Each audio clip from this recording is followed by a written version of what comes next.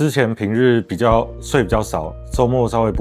多睡一点补个眠就可以恢复。对，但是我最近是半年来大概怎么睡都还是很累，后来连趴着午睡的时候都会打呼把自己吵醒。那甚至我老婆本来睡我旁边戴耳塞就可以睡着，但是现在变成我被赶到隔壁房间，然后她戴着耳塞还会被我吵醒。所以一开始是去经销商那边借回家用，一开始没有说明呼吸器的运作方式，第一天对那个气流不太适应，发生了胀气跟胃食道逆流的状况。后来陆陆续续调整，也有遇到鼻塞、耳朵痛、耳鸣这些症状，甚至还有遇到就是带着呼吸器，然后还被自己打呼吵醒，感觉好像就是没有那个效果，也有可能就是漏气，然后喷到脸上，然后把自己那个半夜吵醒这样。对。